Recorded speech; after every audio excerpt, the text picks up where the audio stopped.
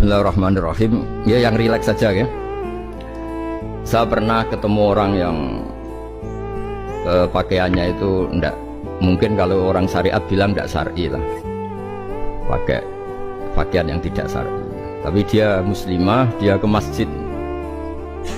Saya ditanya sama seseorang, Gus kok sama orang gitu mau bertemu ini? Karena saya bilang kenapa? Dia pakaiannya enggak islami ini. Oke, dia tidak pakaian Islam itu nyata, tapi dia ke masjid itu Islami, tetap sholat itu Islami. Ketika dia ingin sholat dan tetap sholatnya pakai takbir, pakai rukuk, pakai sujud itu Islami. Wong setelah di masjid ya pakai mukena, pakai. Kalau sama-sama nyata, Anda kan boleh ngingat sama-sama yang fakta. Dia punya kesalahan dalam berpakaian, dia punya kebenaran dalam sujud, dalam rukuk, dalam ibadah. Dan itu tradisi Quran. Quran ya cerita fama ya'mal mithqala dzarratin khairan yarah wa may ya'mal mithqala dzarratin syarran yarah. Apa susahnya sih ingat dua-dua sisi itu?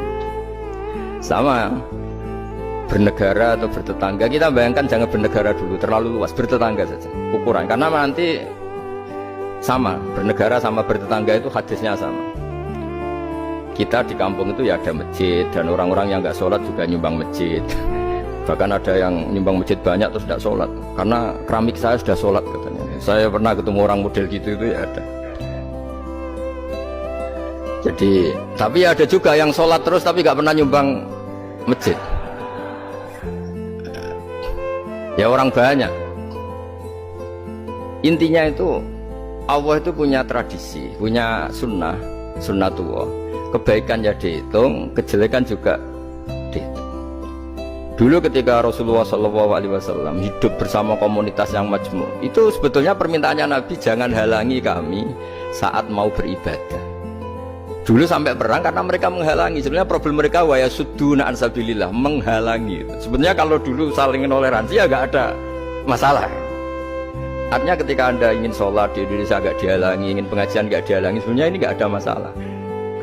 Nah, soal ada kebaikan, ada keburukan ya mulai Nabi Adam sampai sekarang sampai kiamat.